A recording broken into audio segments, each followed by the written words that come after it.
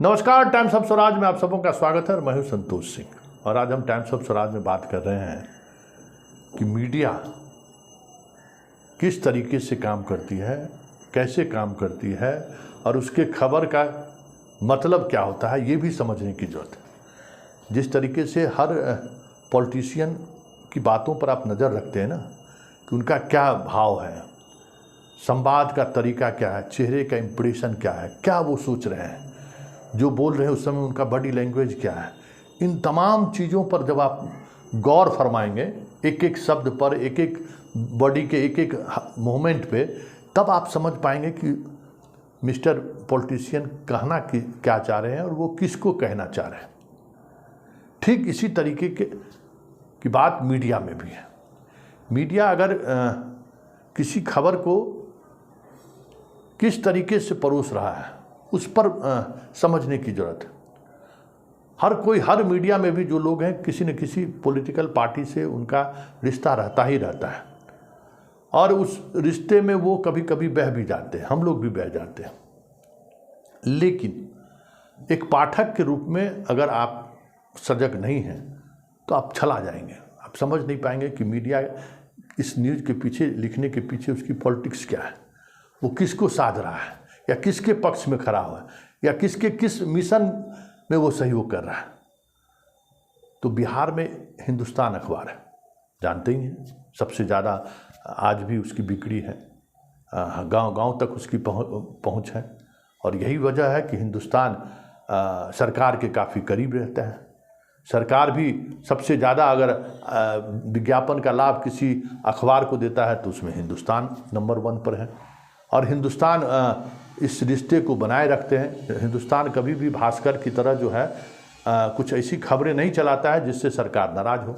वो बैलेंस भी नहीं, मतलब सरकार की चीज़ों को वो रखता रहता है। तो ज़रा आज देखिए, आज के हिंदुस्तान अखबार के फ्रंट पेज पर खबर छपी है, ज़रा उस खबर पर गौर करिए। क्या खबर है? नीतीश संयोजक बनाए जा सकते हैं। विपक्षी एकता का आप देखिए, पूरे हमारे पीछे चल रहा है कि विपक्षी एकता के लिए नीतीश संयोजक बनाए जा सकते हैं, खबर है। लेकिन खबर का डेडलाइन क्या है? दिल्ली और पटना।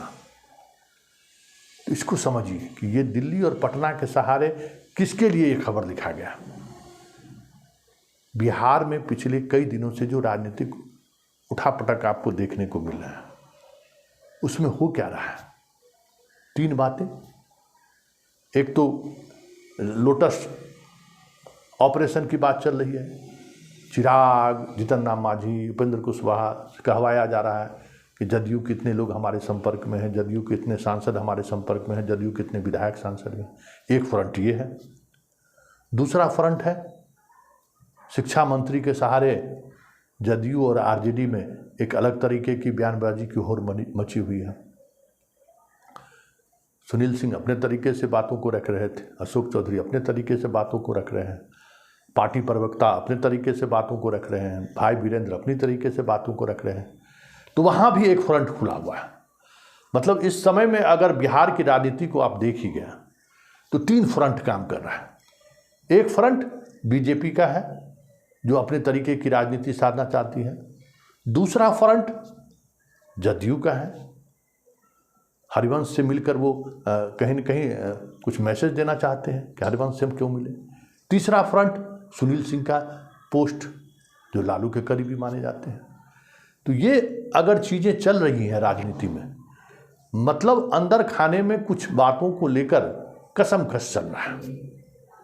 अगर हम बीजेपी के नज़र से देखें इस खबर को कि संयोजक हो सकते हैं नीतीश कुमार अगली बैठक में, ये बीजेपी के नज़र से देखिए, मतलब बीजेपी टीम चाहती है कि संयोजक के बहाने ही सही तेजस्वी बिहार का मुख्यमंत्री बन जाए।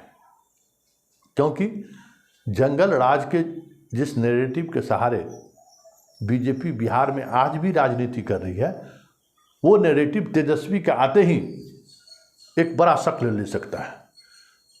जो नीतीश के साथ अति पिछड़े हैं वो भागकर बीजेपी के पास आ सकता है। तो ये खबर बीजेपी भी प्लांट कर सकती है, ये भी समझने की ज़रूरत है, क्योंकि इस खबर के प्लांट होने से बीजेपी का फ़ायदा होता दिख रहा है। इसी तरीके से जदयू की अगर बात करें तो राहुल गांधी को लेकर जो लालू यादव का जो वो बयान था कि कब शादी करेंगे, हमारा दूल्हा कब विवाह करेगा, कहा जा रहा है कि लालू यादव के इस बयान से नीतीश नाराज है और नीतीश को लगता है कि इस बयान से जो उनका रथ चला था वो कहीं रास्ते में न लूटे, मतलब प्रधानमंत्री को लेकर। तो ये खबर जदयू की तरफ से भी प्लांट किया जा सकता है और हाल के दिनों में हरिवंश से मुलाकात या फिर नीतीश कुमार की पॉलिटिकल बयानबाजी से चुप्पी, ये सारी चीज़ें दिखाती हैं कि जदयू भी दबाव की राजनीति चल रही है और उसमें ये कांग्रेस पर सीधा सीधा दबाव है कि आप जो है नीतीश जी को संयोजक घोषित कीजिए।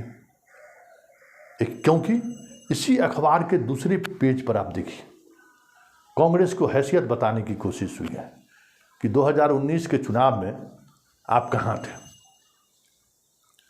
कितनी सीटें आप जीते और कितनी जगह पर सेकंड पोजीशन पर थे और भाजपा से आप लड़ाई पर कितने थे।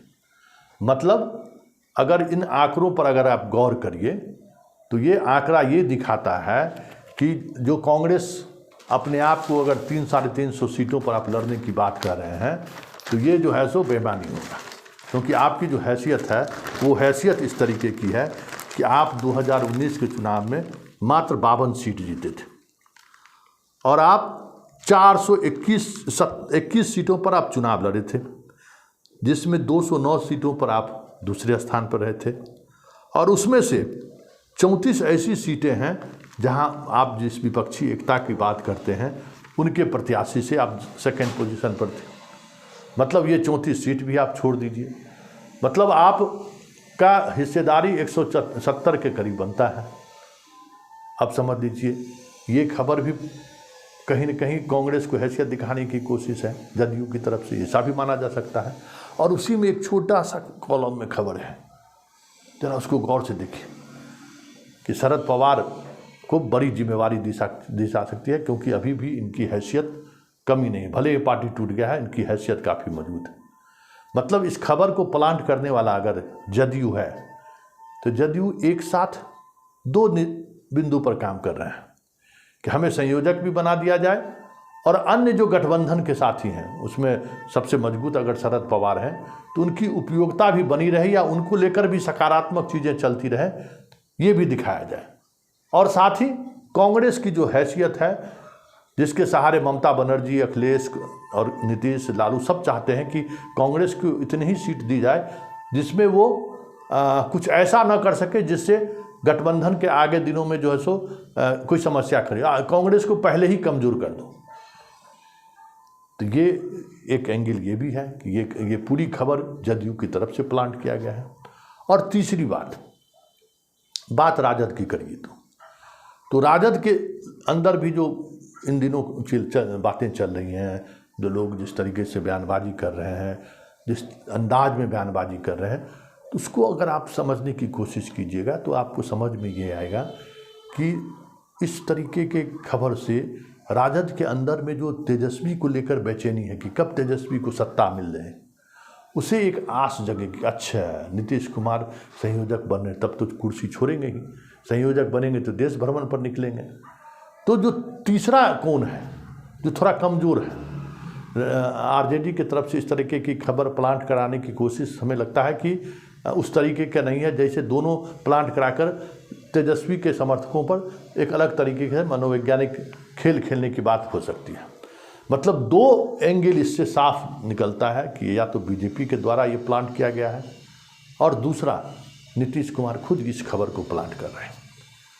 हिंदुस्तान अखबार का जो चरित्र रहा है और यहाँ जो हिंदुस्तान के जो चीफ रहे हैं या जो चीफ हैं उनका जो रिश्ता विजय चौधरी से हो, संजय झा से हो, ललन सिंह से हो या नीतीश कुमार से जो रिश्ता है, उस रिश्ते के आधार पर कहा जा सकता है और ज़्यादा पॉसिबिलिटी यही दिख रहा है कि ये पूरी खबर जदयू की तरफ से प्लांट किया गया है, ऐसा लग रहा है। क्योंकि संयोजक को लेकर जदयू चाहती है कि ये नाम घोषित हो वैसे जो संयोजक बने हैं वो प्रधानमंत्री के उम्मीदवार नहीं रहे, ये भी बात है। लेकिन फिर भी जदयू चाहती है कि कमान, विपक्षी एकता का जो कमान है वो नीतीश के हाथों में रहे। जो विधिवत जिसकी शुरुआत नीतीश कुमार ने बिहार से की है वो कमान मिले और आधिकारिक तौर पर मिले, तो और मजबूती के साथ राष्ट्रीय फलक पर नीतीश कुमार अपनी उपस्थिति दर्ज कराएंगे। एक ये बातें सामने आ रही है कि ये एक बड़ा नैरेटिव सेट करने की कोशिश इस अखबार के खबर के सहारे नीतीश कुमार करवा सकते हैं। और दूसरी बीजेपी की इच्छा ये है कि तेजस्वी जल्द से जल्द बिहार का मुख्यमंत्री बने, ताकि जैसे ही वो मुख्यमंत्री बना तो उसका जो नैरेटिव है, जिस नैरेटिव के सहारे बिहार में आज भी राजनीति, मोदी और शाह आज भी आते हैं, बिहार तो जंगल राज की ही चर्चा करते हैं, इसके अलावा तो वो कुछ चर्चा करते नहीं हैं। तो वो जो नैरेटिव है, उस नैरेटिव को कैसे मजबूती के साथ बिना तेजस्वी को आए हुए सेट हो नहीं सकता है। तो तेजस्वी जल्द से जल्द मुख्यमंत्री बना जाए। तो ये सारी जो कवायद है, पॉलिटिकल जो कवायद इन दिनों बिहार में चल रही है, उसकी दो मेन धारा है, जिन दो धाराओं के बीच अपने अपनी राजनीतिक लक्ष्य को साधना है। एक को जंगल राज के सहारे 2024 को साधना है, दूसरा को संयोजक के सहारे प्रधानमंत्री पद की जो दावेदारी की बात की जा रही है उसको साधना है। यही खबर का विश्लेषण है और इसी तरीके की विश्लेषण को समझने की ज़रूरत है, क्योंकि अखबार में अगर कोई खबर छपी है तो सीधे सीधे तौर पर इस तरीके से लेने की ज़रूरत नहीं है। ये खबर का निशान कुछ और है, निगाहें कुछ और है।